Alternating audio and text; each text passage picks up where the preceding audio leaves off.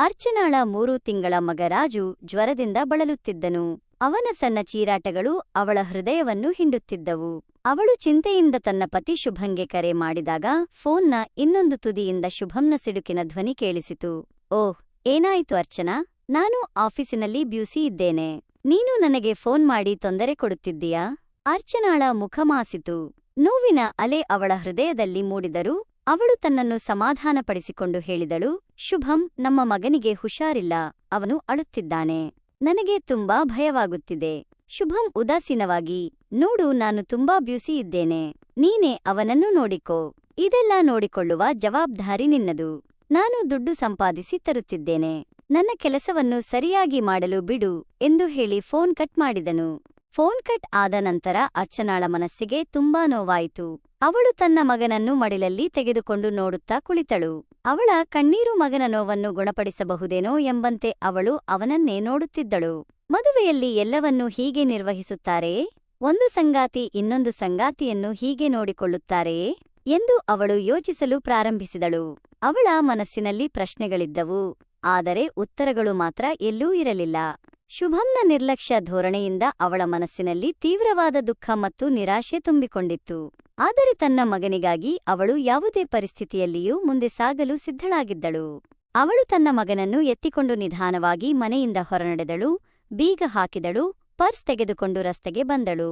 ರಸ್ತೆಯಲ್ಲಿ ಬಿಸಿಲು ಹೆಚ್ಚಾಗಿತ್ತು. ರಸ್ತೆಗಳು ಸಹ ಅವಳೊಂದಿಗೆ ಹೊರಟಾಗಿ ವರ್ತಿಸುವಂತೆ ಭಾಸವಾಗುತ್ತಿತ್ತು. ಅರ್ಚನಾಳ ಮುಖದಲ್ಲಿ ದಣಿವು ಎದ್ದು ಕಾಣುತ್ತಿತ್ತು. ಅವಳು ಡಾಕ್ಟರ್ ಕ್ಲಿನಿಕ್ ತಲುಪಿದಳು. ಆದರೆ ಅಲ್ಲಿಯೂ ಒಂದು ಹೊಸ ಸಮಸ್ಯೆಯನ್ನು ಎದುರಿಸಬೇಕಾಯಿತು. ಕ್ಲಿನಿಕ್ನ ಹೊರಗೆ ರೋಗಿಗಳ ದೊಡ್ಡ ಗುಂಪಿತ್ತು. ಒಳಗೆ ಹೋಗುತ್ತಿದ್ದಂತೆ ರಿಸೆಪ್ಷನಿಸ್ಟ್ ಕಠಿಣ ದೃಷ್ಟಿಯಿಂದ ನೋಡಿ, ನೀವು ಲೈನ್ನಲ್ಲಿ ನಿಂತುಕೊಳ್ಳಿ. ನಿಮ್ಮ ನಂಬರ್ ಬರಲು ಇನ್ನು ಬಹಳ ಸಮಯ ತೆಗೆದುಕೊಳ್ಳುತ್ತದೆ ಎಂದು ಬೇಸರದಿಂದ ಹೇಳಿದಳು. ಅರ್ಚನಾ ತಲೆಯಾಡಿಸಿ ಬಾಗಿಲ ಬಳಿ ನಿಂತುಕೊಂಡಳು. ರಾಜು ಈಗ ಇನ್ನಷ್ಟು ಸುಸ್ತಾಗಿದ್ದನು. ಅವನ ಸಣ್ಣದಾದ ಅಳುವಿನ ಶಬ್ದವು ಅರ್ಚನಾಳ ಹೃದಯವನ್ನು ಸೀಳುವಂತಿತ್ತು.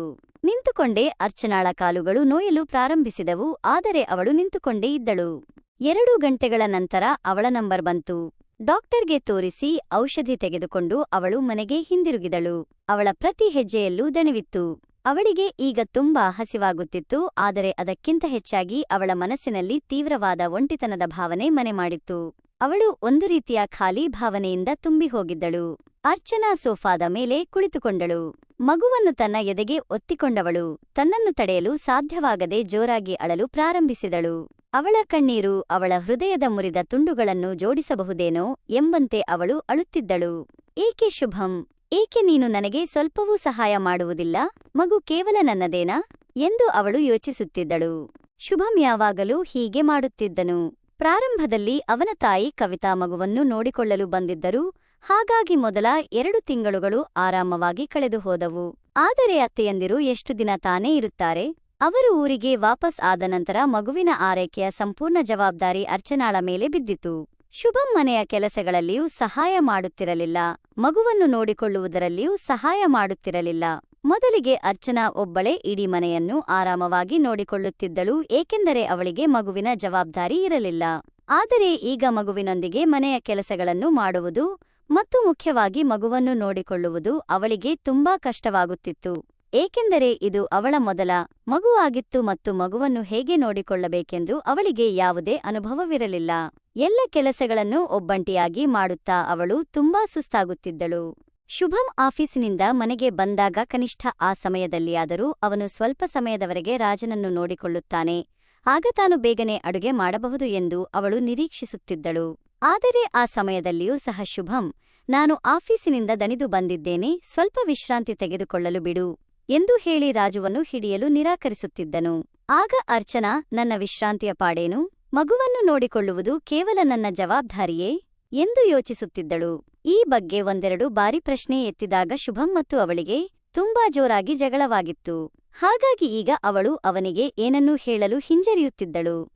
ಏನೇ ಆಗಲಿ, ಸಂಜೆ ಶುಭಂ ಮನೆಗೆ ಬಂದಾಗ ಅವನು ಮಗನ ಆರೋಗ್ಯದ ಬಗ್ಗೆ ವಿಚಾರಿಸಿದನು. ಜ್ವರ ಸ್ವಲ್ಪ ಕಡಿಮೆಯಾಗಿತ್ತು. ಹಾಗಾಗಿ ಅವನು ನಿರಾಳವಾಗಿ ಟಿವಿ ನೋಡಲು ಕುಳಿತನು. ಅರ್ಚನಾಳಿಗೆ ಬೇಗನೆ ಚಹಾ ಮತ್ತು ಬದನೆಕಾಯಿ ಪಕೋಡ ಮಾಡಿತರಲು ಹೇಳಿದನು. ಅರ್ಚನಾ ಅಡುಗೆ ಮನೆಗೆ ಹೋಗಿ ಚಹಾ ಮತ್ತು ಪಕೋಡ ತಯಾರಿಸಲು ಪ್ರಾರಂಭಿಸಿದಳು. ಏಕೆಂದರೆ ಅವಳ ಮಗ ಆಗ ಮಲಗಿದ್ದನು. ತಿಂಡಿ ತಯಾರಿಸಿ ಶುಭಂ ಬಳಿ ಕುಳಿತ ತಕ್ಷಣ ಚಹಾದ ಮೊದಲ ಗುಟುಕು ಕುಡಿಯುತ್ತಿದ್ದಂತೆ ಒಳಗಿನಿಂದ ರಾಜುವಿನ ಅಳುವಿನ ಶಬ್ದ ಕೇಳಿಸಿತು. ಅವಳು ಚಹಾವನ್ನು ಬಿಟ್ಟು ರಾಜುವನ್ನು ಸಮಾಧಾನಪಡಿಸಲು ಹೋದಳು. ಸ್ವಲ್ಪ ಸಮಯದ ನಂತರ ಅವಳು ರಾಜುನನ್ನು ಎತ್ತಿಕೊಂಡು ಹಾಲ್ಗೆ ಬಂದಳು. ಶುಭಂ ತನ್ನ ಚಹಾವನ್ನು ಕುಡಿದು ಹೊರಗೆ ಹೋಗಿ ನೆರೆಹೊರೆಯವರೊಂದಿಗೆ ಮಾತನಾಡುತ್ತಿದ್ದನು. ಅರ್ಚನಾಳ ಚಹಾ ತಣ್ಣಗಾಗಿತ್ತು ಮತ್ತು ಪಕೋಡಗಳು ಸಹ ಮೃದುವಾಗಿದ್ದವು. ಅವಳು ಒಂದು ದೀರ್ಘ ನಿಟ್ಟುಸಿರು ಬಿಟ್ಟು ಮೌನವಾಗಿ ಕಣ್ಣೀರಿನೊಂದಿಗೆ ತನ್ನ ತಣ್ಣಗಾದ ಚಹಾವನ್ನು ಕುಡಿದಳು. ಪಕೋಡ ತಿನ್ನಲು ಅವಳಿಗೆ ಇಷ್ಟವಿರಲಿಲ್ಲ. ಸ್ವಲ್ಪ ಸಮಯದ ನಂತರ ಅರ್ಚನಾ ತನ್ನ ಮಗನನ್ನು ಎತ್ತಿಕೊಂಡು ಅಡುಗೆ ಮನೆಯ ಕಡೆಗೆ ನಡೆದಳು. ಒಂದು ಕೈಯಲ್ಲಿ ಮಗುವನ್ನು ಹಿಡಿದುಕೊಂಡು ಅವಳು ಬೇಗನೆ ಅನ್ನ ಮತ್ತು ಸಾಂಬಾರ್ ತಯಾರಿಸಲು ಪ್ರಾರಂಭಿಸಿದಳು. ತರಕಾರಿ ಕತ್ತರಿಸಲು ಕಷ್ಟವಾಗುತ್ತಿತ್ತು. ಅರ್ಚನಾ ನಿಧಾನವಾಗಿ ಅಡುಗೆ ಮನೆಯ ಮೂಲೆಯಲ್ಲಿಟ್ಟ ಒಂದು ಸಣ್ಣ ತೊಟ್ಟಿಲಿನಲ್ಲಿ ಅವನನ್ನು ಮಲಗಿಸಿದಳು. ನಂತರ ಅವಳು ಬೇಗನೆ ತರಕಾರಿ ಬೇಯಿಸಿದಳು. ಹಣೆಯ ಮೇಲೆ ಬೆವರು ಮತ್ತು ಕಣ್ಣುಗಳಲ್ಲಿ ನೀರು ತುಂಬಿಕೊಂಡು ಅವಳು ಬೇಗನೆ ಕೆಲಸ ಮುಗಿಸುತ್ತಿದ್ದಳು. ರಾತ್ರಿ ಊಟದ ನಂತರ ಅರ್ಚನಾ ತನ್ನ ಮಗನನ್ನು ಎತ್ತಿಕೊಂಡಳು. ಆದರೆ ಮಗು ಇನ್ನೂ ಸುಸ್ತಾಗಿತ್ತು. ಅವನ ಸಣ್ಣ ಚೀರಾಟ ನಿಧಾನವಾಗಿ ಜೋರಾಗಿ ಅಳುವುದಕ್ಕೆ ತಿರುಗಿತು. ಇದು ಅರ್ಚನಾಳ ಹೃದಯದಲ್ಲಿ ಇನ್ನಷ್ಟು ನೋವನ್ನುಂಟು ಮಾಡಿತು. ಅವಳು ಅವನನ್ನು ಸಮಾಧಾನಪಡಿಸಲು ಪ್ರಯತ್ನಿಸಿದಳು, ನಿಧಾನವಾಗಿ ತೂಗಿದಳು, ಲಾಲಿ ಹಾಡನ್ನು ಹಾಡಿದಳು. ಆದರೆ ಯಾವುದೂ ಕೆಲಸ ಮಾಡಲಿಲ್ಲ. ಶುಭಂ ಸಹ ಸಿಟ್ಟಾಗಿ ಕೂಗಾಡಿದನು, ಓ ಅರ್ಚನಾ, ನನ್ನ ನಿದ್ದೆ ಹಾಳಾಗುತ್ತಿದೆ. ನೀನು ಅವನನ್ನು ಹಾಲ್ಗೆ ಕರೆದುಕೊಂಡು ಹೋಗಿ ಮಲಗು. ನನಗೆ ಆರಾಮವಾಗಿ ಮಲಗಲು ಬಿಡು. ಅರ್ಚನಾಳ ಮನಸ್ಸಿಗೆ ಒಂದು ದೊಡ್ಡ ಆಘಾತವಾಯಿತು. ಅವಳ ಕಣ್ಣುಗಳಲ್ಲಿ ನೀರು ಬಂದಿತು. ಆದರೆ ಅವಳು ಅದನ್ನು ಹರಿಯಲು ಬಿಡಲಿಲ್ಲ. ಅವಳು ಮೌನವಾಗಿ ಮಗುವನ್ನು ಎತ್ತಿಕೊಂಡು ಹಾಲ್ ಕಡೆಗೆ ನಡೆದಳು.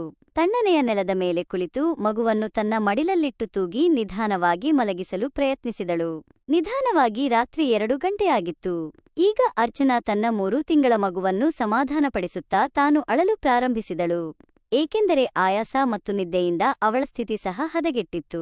ಮಗುವಿನ ಅಳುವಿನ ಶಬ್ದ ರಾತ್ರಿಯ ನಿಶಬ್ದದಲ್ಲಿ ಪ್ರತಿಧ್ವನಿಸುತ್ತಿತ್ತು ಮತ್ತು ಅರ್ಚನಾಳ ಹೃದಯದ ಆಳದಲ್ಲಿ ಒಂದೇ ಒಂದು ಪ್ರಶ್ನೆ ಕಾಡುತ್ತಿತ್ತು.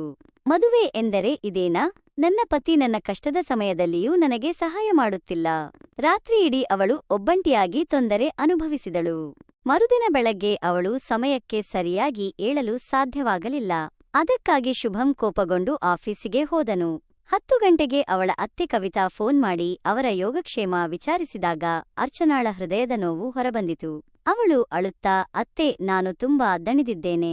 ಮಗು ಜ್ವರದಿಂದ ತೊಂದರೆಯಲ್ಲಿದ್ದಾನೆ ಮತ್ತು ಶುಭಂ ಬೇರೆಯೇ ಜಗತ್ತಿನಲ್ಲಿರುವಂತೆ ವರ್ತಿಸುತ್ತಾನೆ. ಅವನು ಸಹಾಯವನ್ನ ಮಾಡುವುದಿಲ್ಲ, ನಾನೇ ಎಲ್ಲವನ್ನೂ ನಿಭಾಯಿಸಬೇಕೆಂದು ಹೇಳುತ್ತಾನೆ ಎಂದು ಅರ್ಚನಾ ನಿಧಾನವಾಗಿ ಎಲ್ಲ ವಿಷಯಗಳನ್ನು ಅವರಿಗೆ ಹೇಳಿದಳು. ಅತ್ತೆಯವರು ಮೌನವಾಗಿದ್ದರು. ಬಹುಶಃ ಅವಳ ಹೃದಯದ ಆಳದಲ್ಲಿ ಅಡಗಿರುವ ನೋವನ್ನು ಅವರು ಅರ್ಥಮಾಡಿಕೊಂಡರು. ಅವರು ಅರ್ಚನಾಳಿಗೆ, ನೀನು ಚಿಂತೆ ಮಾಡಬೇಡ, ನಾನು ಏನಾದರೂ ಮಾಡುತ್ತೇನೆ ಎಂದು ಸಮಾಧಾನಪಡಿಸಿದರು. 4 ದಿನಗಳು ಕಳೆದಿವೆ ಮತ್ತು ಅರ್ಚನಾ ಒಬ್ಬಂಟಿಯಾಗಿ ಎಲ್ಲವನ್ನೂ ನಿಭಾಯಿಸುತ್ತಿದ್ದಳು. ಆಗ ಕವಿತಾ ಮನೆಗೆ ಪ್ರವೇಶಿಸಿದರು. ಅವರು ಮನೆಯೊಳಗೆ ಕಾಲಿಡುತ್ತಿದ್ದಂತೆ ಮನೆಯ ನಿರ್ಜೀವ ವಾತಾವರಣವನ್ನು ಗ್ರಹಿಸಿದರು. ಅರ್ಚನಾ ದಣಿದಿದ್ದಳು. ಮಗುವನ್ನು ಎತ್ತಿಕೊಂಡು ಮೌನವಾಗಿ ಉಪಹಾರ ತಯಾರಿಸುತ್ತಿದ್ದಳು. ಉಪಹಾರ ತಯಾರಾಗಲು ಸ್ವಲ್ಪ ತಡವಾಯಿತು. ಅದಕ್ಕೆ ಶುಭಂ ಸಿಟ್ಟಾದನು. ಅವನು ಕೋಪದಿಂದ ಕೂಗಾಡಿದನು, ಇಷ್ಟು ತಡವಾಗಿ ಉಪಹಾರ ಏಕೆ ಮಾಡಿದೆ? ನಿನಗೆ ನನ್ನ ಬಗ್ಗೆ ಕಾಳಜಿ ಇಲ್ಲವೇ? ಎಂದಾಗ ಅರ್ಚನಾ ಬೆಚ್ಚಿಬಿದ್ದಳು. ಅವಳ ಕಣ್ಣುಗಳಲ್ಲಿ ನೀರು ಬಂತು. ಆದರೆ ಅವಳು ಏನನ್ನೂ ಹೇಳಲಿಲ್ಲ. ಅತ್ತೆಯವರು ಇದೆಲ್ಲವನ್ನೂ ನೋಡಿದರು ಮತ್ತು ಕೋಪದಿಂದ ಮುಂದೆ ಬಂದರು. ಅವರು ಕಠಿಣ ಸ್ವರದಲ್ಲಿ, ಶುಭಂ, 1 ನಿಮಿಷ ನಿಲ್ಲು. ಹೆಂಡತಿಯೊಂದಿಗೆ ಮಾತನಾಡುವ ರೀತಿಯೇ ಇದು. ನಾನು ನಿನಗೆ ಇದನ್ನೇ ಕಲಿಸಿಕೊಟ್ಟಿದ್ದೇನೆ ಎಂದು ಕೇಳಿದರು. ಶುಭಂ ತಾಯಿಯನ್ನು ಇದ್ದಕ್ಕಿದ್ದಂತೆ ನೋಡಿ ಸ್ತಬ್ಧನಾದನು. ಅರ್ಚನಾ ಮುಂದೆ ಬಂದು ಅತ್ತೆಯ ಕಾಲಿಗೆ ನಮಸ್ಕರಿಸಿದಳು. ಅತ್ತೆ ಆಶೀರ್ವದಿಸಿ ರಾಜುವನ್ನು ತಮ್ಮ ಮಡಿಲಲ್ಲಿ ಎತ್ತಿಕೊಂಡರು ಮತ್ತು ಶುಭಂಗೆ ಬೈಯುತ್ತಾ ಹೇಳಿದರು, ಶುಭಂ, ನೀನು ತಂದೆಯಂತೂ ಆಗಿದ್ದೀಯಾ, ಆದರೆ ತಂದೆಯ ಕರ್ತವ್ಯವನ್ನು ಸರಿಯಾಗಿ ನಿಭಾಯಿಸುತ್ತಿಲ್ಲ. ಮಗುವಿನ ಸಂಪೂರ್ಣ ಜವಾಬ್ದಾರಿಯನ್ನು ನೀನು ಸೊಸೆಯ ಮೇಲೆ ಬಿಟ್ಟಿದ್ದೀಯಾ ಅಂತ ನನಗೆಲ್ಲ ಗೊತ್ತಿದೆ. ಮಗು ಕೇವಲ ಸೊಸೆ ಇದೆ. ಮಗುವಿನ ಜವಾಬ್ದಾರಿ ನಿನ್ನದಲ್ಲವೇ? ಯೋಚಿಸು. ಅರ್ಚನಾ ಜಾಗದಲ್ಲಿ ನಿನ್ನ ತಂಗಿ ಇದ್ದಿದ್ದರೆ ಮತ್ತು ಇಂತಹ ಸಮಯದಲ್ಲಿ ಅವಳ ಗಂಡ ಅವಳಿಗೆ ಸಹಾಯ ಮಾಡದಿದ್ದರೆ ನಿನಗೆ ಹೇಗನಿಸುತ್ತಿತ್ತು? ಶುಭಂ ಮೌನವಾಗಿದ್ದನು. ಅವನ ಮುಖದಲ್ಲಿ ಪಶ್ಚಾತ್ತಾಪದ ಛಾಯೆ ಕಾಣಿಸುತ್ತಿತ್ತು. ಕವಿತಾ ಮುಂದುವರೆದು, ಮಗುವಿನ ಪಾಲನೆ ಪೋಷಣೆ ಗಂಡ ಹೆಂಡತಿ ಇಬ್ಬರ ಜವಾಬ್ದಾರಿಯಾಗಿರುತ್ತದೆ.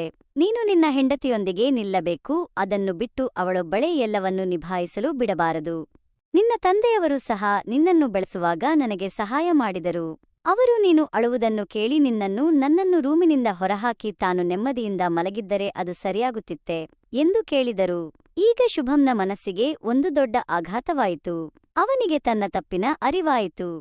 ಅವನು ಅರ್ಚನಾಳ ಬಳಿ ಹೋದನು ಮತ್ತು ಸಣ್ಣ ಧ್ವನಿಯಲ್ಲಿ, ಕ್ಷಮಿಸು ಅರ್ಚನಾ, ನನಗೆ ನನ್ನ ತಪ್ಪಿನ ಅರಿವಾಗಿದೆ. ಇನ್ನು ನಾನು ನಿನ್ನೊಂದಿಗೆ ನಿಲ್ಲುತ್ತೇನೆ ಮತ್ತು ಮಗುವಿನ ಪಾಲನೆಯಲ್ಲಿ ನಿನಗೆ ಸಹಾಯ ಮಾಡುತ್ತೇನೆ ಎಂದು ಹೇಳಿದನು. ಅರ್ಚನಾ ಅವನ ಕಡೆ ನೋಡಿದಳು. ಕಣ್ಣೀರು ತುಂಬಿದ ಕಣ್ಣುಗಳಲ್ಲಿ ಸ್ವಲ್ಪ ಸಮಾಧಾನವಿತ್ತು. ಅತ್ತೆಯವರು ಇಬ್ಬರನ್ನು ನೋಡಿದರು ಮತ್ತು ಈಗ ಶುಭನ್ಗೆ ಮದುವೆಯಲ್ಲಿ ಸಹಕಾರ ಮತ್ತು ತಿಳುವಳಿಕೆ ಎಷ್ಟು ಮುಖ್ಯ ಎಂದು ಅರ್ಥವಾಗಿದೆ ಎಂದು ಮನಸ್ಸಿನಲ್ಲಿ ಯೋಚಿಸಿ ಅವರಿಗೆ ಸ್ವಲ್ಪ ನೆಮ್ಮದಿ ಸಿಕ್ಕಿತು. ಮತ್ತು ಮಗುವಿನ ಪಾಲನೆಯಲ್ಲಿ ತಂದೆ-ತಾಯಿ ಇಬ್ಬರೂ ತಮ್ಮ ಪಾತ್ರವನ್ನು ಪ್ರಾಮಾಣಿಕವಾಗಿ ನಿಭಾಯಿಸಬೇಕು ಎಂದುಕೊಂಡರು. ಈ ಕಥೆ ನಿಮಗೆ ಇಷ್ಟವಾಯಿತೆ? ನಿಮ್ಮ ಅಭಿಪ್ರಾಯವನ್ನು ತಿಳಿಸಿ.